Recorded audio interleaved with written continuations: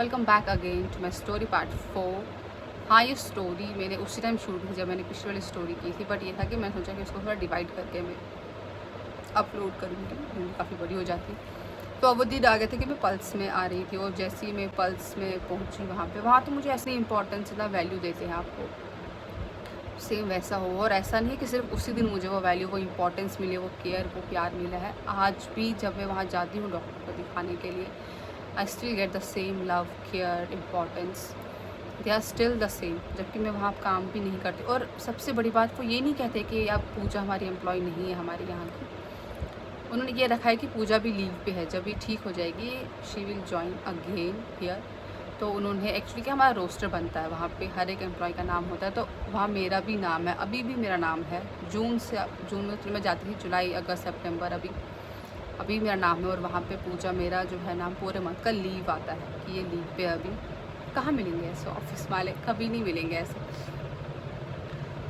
तो अब जब मैं वहाँ शिफ्ट हुई, हर कोई मेरे से मिलने आया, एमडी हमारे, ईडी आए, हमारे जो इंचार्ज थी मैम, हमारी खूरत मैम आई, जफ़र सर, एवरीवन, हमारे खालिद सर अकाउंट्स के। खालिद सर से मैं उस दिन फर्स्ट टाइम मिली एक्सीडेंट के बाद, क्योंकि हमारे अकाउंट्स के हेड है। एक्चुअली वो यहाँ नहीं थे जब हमारा एक्सीडेंट हुआ, वो अपने होम टाउन गए हुए थे। और जिस दिन मैंने फर्स्ट में शिफ्ट किया, उससे एक दिन पहले शायद वो आए हुए थे जम्मू वापस। तो उनसे फ़र्स्ट टाइम वहाँ मिली और उन्होंने मुझे वहाँ पे देखा, तो ऑब्वियसली वो भी शॉक थे, बट फिर स्टिल काफ़ी इम्प्रूवमेंट हो गया था। उन्होंने मुझे फ़ोटोज़ पे भी देखा हुआ था, फ़ोटो सेंड की गई थी उनको। और ये सब मुझे रोज़ मिलने आते थे, सुबह मिलना, शाम को मिलना। मेरे कलीग्स रोज़ आते थे, कलीग्स क्या, बाकी का स्टाफ जो पूरे पल्स हॉस्पिटल का स्टाफ था, वो हर एक आता, चाहे वो डायलिसिस का हो, चाहे लैब का हो, चाहे नर्स स्टाफ हो, चाहे कोई भी हो, इमरजेंसी का स्टाफ, कोई भी वहाँ के एनओ तक मिलने आते थे। और वहाँ थोड़ा सिलसिला शुरू हुआ था पेन का, बाकी जगहों का पेन का मुझे पता चलने लगा। जीएमसी में इतना नहीं था, और मैं इतनी होश में भी नहीं थी कि मुझे पता चलता मुझे कहाँ कान दर्द हो रहा है। तो वहाँ मुझे रियलाइज़ होने लगा कि मुझे कान में दर्द हो रहा है। कान में तो ये पता था कि ज़ख्म है, क्या है, सीटी स्कैन मेरा वहाँ भी हो रखा था जीएमसी में, बट कान में मेरे को पेन फील होने लगा, आँख में होने लगा मेरे को दर्द, चुभने लगा, ऐसा लगता कुछ चुभ रहा है। और भी काफ़ी कुछ था, शिवरिंग होती थी बीच में मेरे को काफ़ी कुछ, only because of head injury की वजह से वो शिवरिंग होती थी।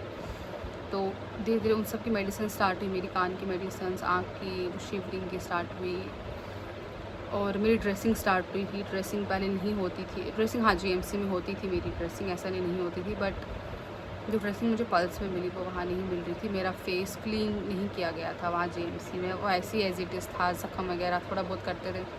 और एक बार जीएमसी, अच्छा एक और चीज़ बोलना चाहूँगी कि जैसे मुझे होश आया था, when I was in ICU ventilator में, तो मुझे होश आया। उसके बाद जब मैं वार्ड में थी, मैंने कभी भी ये नहीं सोचा कि मेरे साथ ये क्या हो गया, क्यों हुआ, ये क्या हो गया, मेरा चेहरा, ये वो चेहरा तो आई थिंक मैंने पल्स में ही देखा था, मिरर में। और आई थिंक जीएमसी बाथरूम में मिरर था, शायद देखा था, बट मुझे क्लियरली याद है वहाँ देखा कि नहीं देखा। बट ये था कि जब मैं बेड में वहाँ लेटी हुई थी वार्ड में, तो मैंने ऐसे, क्योंकि सिर में दर्द था, मैंने ऐसे टच किया तो मुझे रियलाइज़ हुआ कि मेरे बाल ही नहीं हैं।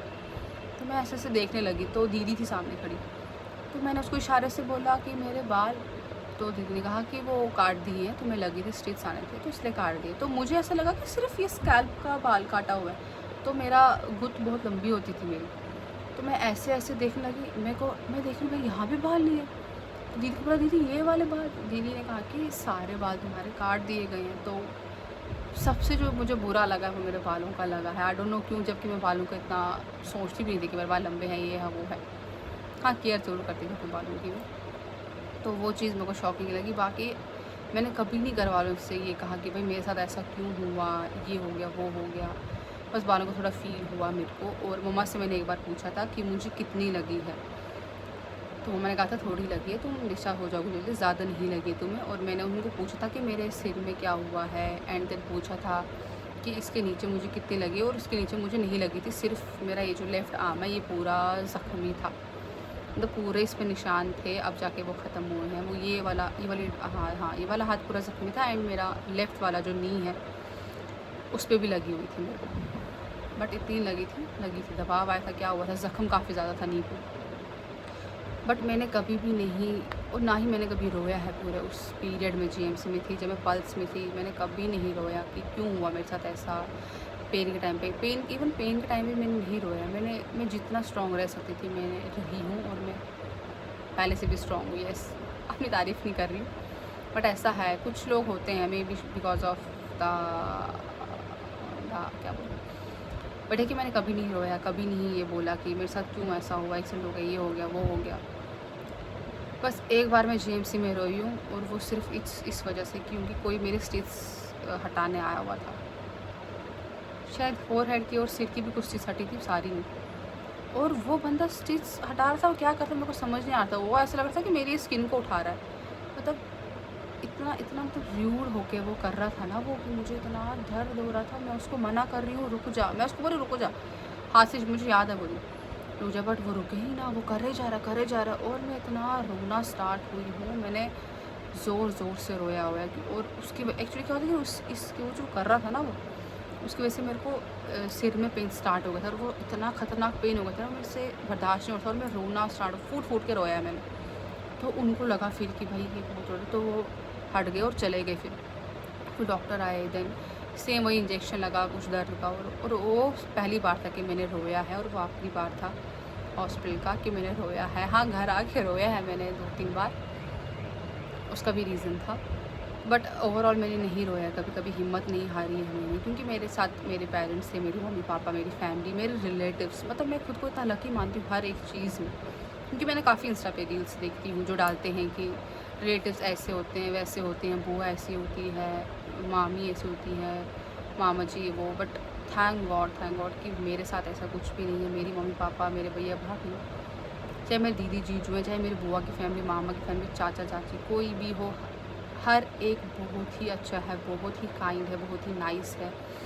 और कहते हैं कि अगर आप किसी के साथ अच्छे हो तो अगला ऑटोमेटिकली आपसे अच्छा होता है। मे भी शायद जो लोग वो रील्स डालते हैं कि हमारे रिलेटिव वैसे, वो खुद भी अच्छा ना हो उनके साथ, क्योंकि खुद का तो नहीं बताएंगे ना कि हम अच्छे नहीं हैं, उनके लिए बोलते हैं। बट थैंक गॉड कि ऐसा कुछ भी नहीं है। मेरे सारे फैमिली रिलेटिव्स, मेरे हॉस्पिटल वाले जहाँ मैं काम करती, every one was so great, so nice, so kind. मेरे पास वर्ड्स ही नहीं उनकी तारीफ़ करने के लिए, उन्होंने कितना कुछ किया है मेरे लिए। तो बात आती है पल्स की, तो पल्स में धीरे धीरे पेन स्टार्ट हुआ। हर एक डॉक्टर को बुलाया जाता था, जैसे ईएनटी को बुलाया गया, ऑप्था को बुलाया गया, न्यूरो को बुलाया जाता था। और उसके बाद मेरी ड्रेसिंग होती, ड्रेसिंग के लिए अलग आते थे, प्लास्टिक सर्जन को बुलाया गया, हर एक डॉक्टर को बुलाया गया, किसी भी एक चीज़ की कमी नहीं रखी पल्स हॉस्पिटल के स्टाफ ने, वहाँ के एमडी ने, वहाँ के बाकी लोगों ने। और वो इतना अच्छा ट्रीट करते। मुझे वॉक करना होता है, आप बिलीव नहीं, मुझे वॉक करना जाना था एक बार, तो वहाँ मेरी इंचार्ज थी और पूरा फैमिली जो कि एडमिन के हेड है, तो वो थे वहाँ पे। तो मैं मम्मा के साथ जो भी वहाँ होते थे, मम्मा चाहे दीदी चाहे पापा, उनके साथ वॉक करती थी मैं हॉस्पिटल के अंदर ही। तो मैं उठने लगी, तो मेरी जो स्लीपर चप्पल थी वो थी बेड के नीचे। तो मैंने मम्मा को बोला कि मम्मा मेरी चप्पल निकाल दो। आप बिलीव नहीं करोगे कि जो एक इतना काम देखती है हॉस्पिटल का पूरा, वो मेरी चप्पल निकाल रही है हाथ से बेड से और मुझे लगा रही है। कैन यू बिलीव, कोई करेगा ऐसा कि आपकी चप्पल निकाल रहा है, आपको लगा रहा है? वो चीज़ें मैं कैसे बोलूँगी, मैं कैसे बोल सकती हूँ उनका इतना सब करना। मैं लाइफ में कभी भी नहीं भूल सकती हूँ ये चीज़ है कि उसने कैसे चप्पल निकाली, मुझे चप्पल लगाई, और दोनों दोनों ने मेरा हाथ पकड़ा और मेरे को चलाया और बोला कि मैं मम्मी को उनको बुला रही थी कि मम्मा वॉक कराओ। उन्होंने बोला क्यों, हम तेरी बहनें नहीं है कि हम नहीं करा सकते? तो उन्होंने मुझे वॉक करवाया है, वापस लेके आए फिर। और हमेशा बोलते थे कि हम तेरी बहनों की तरह, कुछ भी होगा हमें फ़ोन, और मैं करती भी थी फ़ोन उनको, हर बात के लिए फ़ोन करना। Even hospital I use to call them कि ये प्रॉब्लम हो रहा है, ये हो रहा है, ऐसा हो रहा है, मुझे यहाँ दर्द हो रहा है, इस डॉक्टर को बुलाओ। एंड वो हमेशा मैनेज करते थे, हर एक चीज़ उन्होंने मैनेज की है। और फिर आप मानेंगे नहीं, वो नहीं चाहते कि मैं वहाँ से डिस्चार्ज हूँ, वो चाहते कि मैं और स्टे करूँ वहाँ प्रॉपरली। ठीक तो मैं हो गई थी वैसे, वो चाहते कि मैं और, क्योंकि घर जाऊँगी तो रिश्तेदार आ जाएंगे, रिलेटिव्स पड़ोसी क्या आ जाएंगे, सब तुम्हें देखने आएंगे, तुम्हें इन्फेक्शन का खतरा होगा, अभी मत जाओ। बट 2-3 दिन से उनको रिक्वेस्ट करी थी कि प्लीज़ अब मुझे डिस्चार्ज करूँ, क्योंकि अब मैं तंग आ चुकी थी हॉस्पिटल वाली जीएमसी फिर पल्स में। हॉस्पिटल तो हॉस्पिटल ही होता है, तो मुझे घर की बहुत याद आती है कि मुझे घर पे रहना है, घर पे बैठ के खाना है, मेरे को ये हो गया था। तो इतनी रिक्वेस्ट की मैंने कि मेरे को प्लीज़ डिस्चार्ज कर दो, मुझे घर जाना है, बट वो नहीं मान रहे थे। देखो उनका क्या था, उनके लिए तो ठीक था कि चलो ठीक है जाओ, बट वो नहीं मानते, वो इतना सोच रहे थे मेरे बारे में। और फाइनली वो दिन आ गया कि मैं पल्स से डिस्चार्ज हो रही थी, और शाम को टाइम जब मैं डिस्चार्ज हो रही थी। एंड मैंने उस टाइम हमारे एमडी और ईडी वहाँ पे नहीं थे, वो किसी मीटिंग में गए हुए थे। तो मैंने कॉल किया दोनों सर को कॉल किया, पहले एमडी को किया कि सर मैं डिस्चार्ज होके जा रही हूँ। तो सर ने बोला कि अभी तुम कितने टाइम में जा रही हो? तो मैंने कहा सर अभी लगेंगे 10-15 मिनट, जबकि सर मीटिंग में, दोनों मीटिंग में थे, एमडी हमारे और ईडी भी मीटिंग में थे, और ईडी को भी फिर कॉल किया सर को कि ऐसा ऐसा मैं जा रही हूँ। एंड उन्होंने बोला कि हम बस 15 मिनट में आ रहे हो, तुम वहीं रहो। और वो एग्जैक्टली 15 मिनट के बाद वहाँ पहुँच गए थे, वहाँ मुझसे मिलने के लिए। बहुत बड़ी बात है मेरे लिए, तो बहुत बड़ी बात है भैया कि और वो फाइनली आ गए। और जाने से पहले काफ़ी पिक्चर्स क्लिक हुई, ये मैं फ़ोटो डाल रही हूँ। ये हमारे सब स्टाफ है जो बिल्कुल फर्स्ट नंबर पे, वो हमारे एमडी है, और जो सरदार जी हैं वो हमारे ईडी हैं डॉक्टर भूपिंदर, और एमडी हमारे डॉक्टर सुहेल कासिम सर है, और बाकी का हमारा स्टाफ है। बाकी के सब हेड हैं जो उन्हीं पोस्ट पे है। तो ये सब हमारा स्टाफ है। जाते फ़ोटोज़ क्लिक की गई थी, अच्छे से मुझे बाय बोला गया, और ये बोला गया कि तुम आती रहो। और मैं तो हमेशा वहीं जाती हूँ, जो भी मेरा अभी डॉक्टर के साथ ट्रीटमेंट चल रहा है वो वहीं के डॉक्टर के साथ चल रहा है। इवन डॉक्टर अरेंज भी करना हो, वो डॉक्टर को बुलाते हैं स्पेशली हॉस्पिटल मेरे लिए, सिर्फ मेरे लिए। ये नहीं मुझे कहते हैं कि वो डॉक्टर वहाँ पे है अभी, वहाँ पे तुम वहाँ जाओ, वहाँ दिखाओ, नहीं, डॉक्टर को स्पेशली बुलाया जाता है हॉस्पिटल में वहाँ मेरे लिए। तो और ऐसा नहीं कि वो चार्ज करते हैं मुझे इसके लिए। चलो, इसके लिए मैं आपको एक सेपरेट, मैंने कहा था वीडियो बनाऊंगी पल्स हॉस्पिटल सिर्फ मेरे ऑफिस के लिए, उसमें बताऊंगी मैं कि वो कितने हेल्पफुल है, कितने अच्छे हैं। न जाने कौन से कर्म किए थे मैंने कि मेरे को इतने अच्छे मिला, क्योंकि उन्होंने बहुत संभाला है मेरे को वहाँ पे। जब वहाँ मेरी फैमिली भी नहीं पहुँची थी हॉस्पिटल में, जीएमसी में, जिस दिन मेरा एक्सीडेंट हुआ था, वो लोग पहुँच गए थे, वो लोग वहाँ थे, उन्होंने हर एक चीज़ की, हर एक चीज़। तो मम्मी पापा क्या करते, मम्मी तो पड़ गई थी वहाँ पे, पापा क्या करते, कोई कर सकता था क्या? क्योंकि तब मैंने आपको जैसा बताया कि सब लोग यहाँ नहीं थे, सब यहाँ नहीं रहते, और जब तक बाकी के रिलेटिव जाते उसमें भी टाइम था। उन्होंने हर एक चीज़ संभाली है मेरी, और I will never forget these things जो उन्होंने मेरे लिए किया है। तो फाइनली दिन, अब मैंने कहा कि आ गया था डिस्चार्ज का, तो मैं घर आई। घर पे काफ़ी अच्छा फ़ील हुआ मेरे को। फ़ील होने के साथ साथ पेन भी होता था घर पे, कभी ये पेन कभी वो पेन, फिर डॉक्टर्स के पास जाना, कभी ईएनटी को अलग से दिखाओ, ऑप्था को अलग से दिखाओ, बीच में डेंटिस्ट को भी दिखाई, क्योंकि मेरे दांतों में दर्द हो रहा था। और वो दांतों में दर्द क्यों हो रहा था वो मैं बताती हूँ आपको, कि ये जो मेरा पार्ट है फेस, ये पूरा सुन पड़ा था। मैं पूरी जीएमसी में थे तब भी, उसके बाद मैं पल्स में थी तभी। पल्स से आई थिंक एक दिन डिस्चार्ज होने से पहले एक दिन मेरे को इसमें थोड़ा हल्का पेन स्टार्ट हुआ। तो न्यूरो के डॉक्टर आए, उनको बुलाया गया। उनको जब मैंने कहा कि ऐसा ऐसा हमको ये कहीं कहीं जगह पे पेन फील हो रहा है, बट इस एरिया में नहीं हो रहा, तो उन्होंने कहा कि आपका ये सुन पड़ा था, इससे अब होश आ रहा है, आपकी जो नर्व है वो एक्टिव हो रही है। ये काफ़ी अच्छी बात है कि एक्टिव हो रही है। इसके लिए हम आपको कुछ नहीं देंगे, क्योंकि अगर हम इसका इंजेक्शन देते हैं या फिर दर्द पेन किलर देते हैं, तो वो जो आपकी नर्व एक्टिव हो रही है वो इनएक्टिव हो जाएगी। तो इसको एक्टिव होने देना, आपको थोड़ा मतलब थोड़ा बर्दाश्त करना पड़ेगा पेन। तो मैं तो वैसे ही खुश, तो मैं तो करूँगी पेन बर्दाश्त भी, क्या है, मेरा पार्ट ठीक हो रहा है। तो घर पे फिर जब घर आई, फिर ज़्यादा पेन स्टार्ट हुआ, तो मुझे ऐसा लगा मेरे दांतों में दर्द हो रहा है, दांतों का कोई मसला है।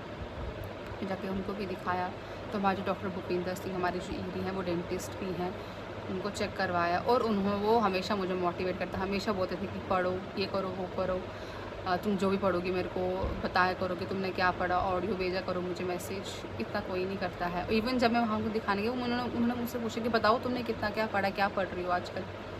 तो मैंने उनको सच बोला कि मैं नहीं पढ़ रही हूँ, अभी मेरे को बिल्कुल मन नहीं कर रहा पढ़ने का। अभी कहाँ मेरा मन करेगा पढ़ने का, इस सब फेज़ से निकलने में भी थोड़ा टाइम लगेगा।